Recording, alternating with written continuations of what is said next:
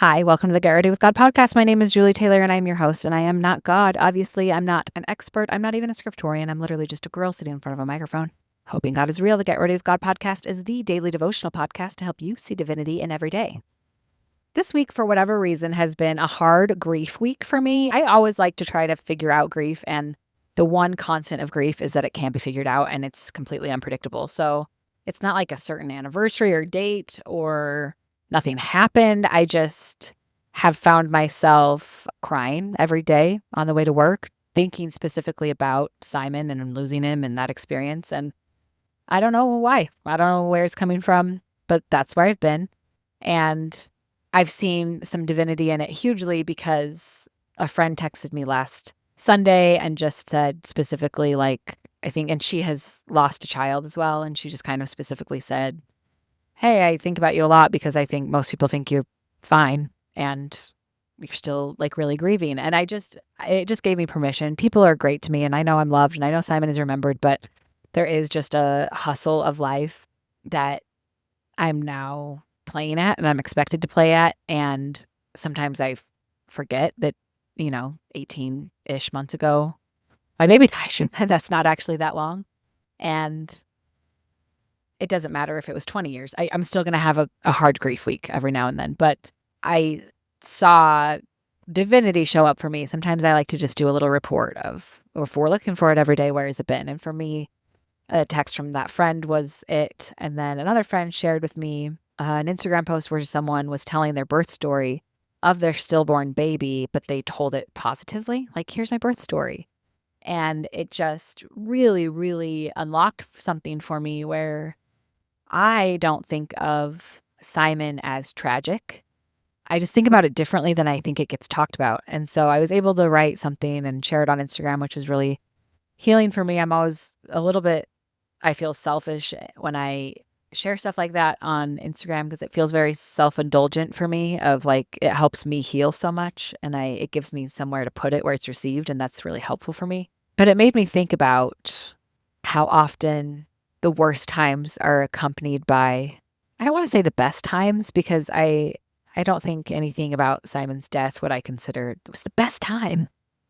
But I can see, like, being this removed from it, I can see that there was a certain bubble of sacredness and divinity surrounding me in that time. And I don't think I noticed it as much in the time because the pain was so severe. I couldn't imagine anything worse. And now I look back on it and I can see how much I was carried by people and by this bubble of divine help and divine protection. And it's not here anymore. I don't live in that bubble anymore. But I really can see like how much I was carried through that on a God level. And I remember, like, I spoke at his funeral and I said, like, God is not here. God has forsaken me in my darkest hour. And that's how it felt then, because I couldn't see it because I had never experienced so much pain in my life. And so to me, because it hurt so badly, it was like, surely God is not here in this. God has abandoned me, because if he was here, Simon would have lived. And if he was here, I wouldn't feel the way that I feel right now, because I feel like I can't even breathe. I can't even take a breath. It hurts so much I can't breathe. And so surely God has abandoned me. And looking back now, that is not the situation. I see so much divinity. I can see that I was carried through it in a way that I couldn't sense just because it was the worst I had ever felt in my life. But I see it now. I see the divine bubble. I see the divine help. And it just has showed me that in other hard things in my life, when it feels like God is not there because the pain is so bad, or God is not there because the circumstances are so bad, God is not there because the consequences hurt so much. So I use that pain as evidence of God's absence. But where can I look to see his presence and his help and his support? And Simon taught me that it's there. And I think that it's always there if we can find it and if we can look for it. And I'm grateful that through Simon, I chose to believe anyways. I chose to believe that even though I couldn't feel it, God was there. And I'm grateful I chose that path. I almost chose it experimentally. And I'm grateful that I did, because it was there. and I wouldn't have wanted to deny it. I wouldn't have wanted to deny such a gift that I had in that time. Anyway, to finish the first story I started telling, getting through this week, I was able to sort of turn a chapter for right now of feeling like Simon was peace and joy and love for me. He was the evidence of divinity for me. Holding him, being with him was the most sacred experience of my entire life. There was so much good. And so when I think of Simon, I think of that. I think of the 24 hours I got to hold him. I think of the months I was pregnant with him. I think of all of that. And there's only goodness. I think of losing him as traumatic and awful and tragic. But him and him existing, I would do over and over and over again. I would choose all of that over again if it meant that he got to exist. That experience, I would do it 1,000 times over again, despite the loss, despite the pain. If it means that he existed and if it means that I got to experience him existing, I would choose it over and over every day. I would never choose to eliminate that experience from my life because of the goodness in it and because of the sacredness of it. I would choose it 1,000 times. I want to take a lot from that experience, and I want to turn that experience into a lot of things, and I'm forever trying to alchemize it into something, to put the pain somewhere, right? So one of the things that I want to take from this whole experience is that I want to now look at hard things in my life with the perspective of God is here. Where is the evidence? Because God is here. I maybe can't see it. I maybe can't feel it, but where is it?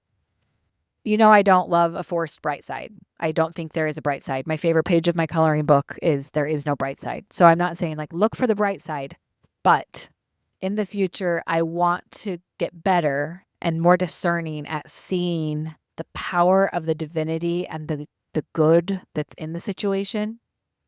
I want to look for it in real time, and I want to be more open to the possibility that it exists, and I want to try to see it in real time. And maybe that's a pipe dream. Maybe this is something that only comes with perspective. But I think because when he died, I chose to experimentally believe, even though I couldn't see any evidence of it existing, it gave me a power to survive that I wouldn't have had otherwise.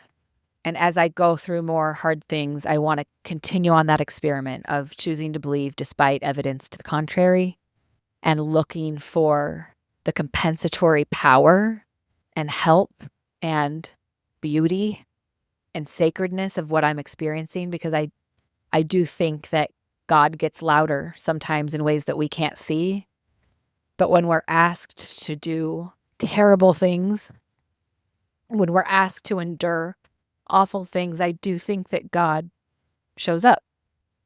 Not in the way that we want or expect or can see sometimes, but I do believe that there is compensatory power that comes to us. And I want to get better at identifying that in the moment. So all this to say is, if you're going through hell, I'm sorry. And you don't need to find a bright side right now. And you don't need to entertain any of this right now.